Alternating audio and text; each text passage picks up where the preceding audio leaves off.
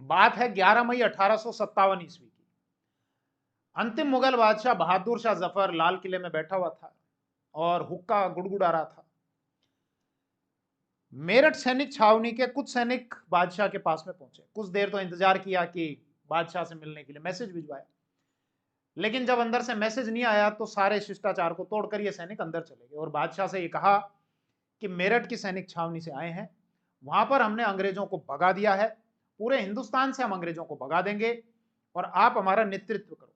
अब मुगल बादशाह जो बूढ़ा था, हुक्का गुड़गुड़ा रहा था और अंग्रेजों की पेंशन पर अपना जीवन यापन कर रहा था, बादशाह ने कहा कि तुम्हारे चक्कर में मेरी पेंशन चली जाएगी।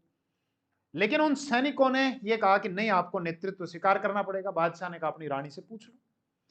जीनत महल के पास में गया, बोले ऐसी ऐसी बात है, कुछ सैनिक आए हुए और ये कह रहे हैं वापस से मुगलों का दौर लेकर आएंगे।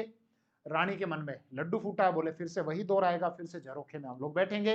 रानी ने प्रेरित किया, बेगम ने प्रेरित किया कि आप तो इनका नेतृत्व स्वीकार कर लो। बादशाह ने कहा ठीक है। अब अंग्रेजों ने जब दमन किया तो हालांकि एक अंग्रेज अधिकारी मार दिया गया था यहां पर दिल्ली में, निकलसन, लेकिन हडसन जब आया तो मुगल बादशाह बहादुर शाह जफर हुमायूं के मकबरे में जाकर छिप गया।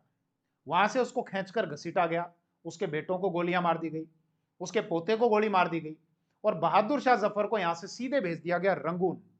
और वहीं पर रहते हुए 1862 ईस्वी में बहादुर शाह जफर की डेथ हो जाती है। दरअसल वो जफर नाम से कविताएं लिखते थे, इसीलिए उनको बहादुर शाह जफर कहा गया। और बहादुर शाह जफर के बारे में कहा गया कि ये बड़ा बदनसीब बादशाह है जिसको अपने मुल्क में 2 गज जमीन भी ना मिल सकी दफन होने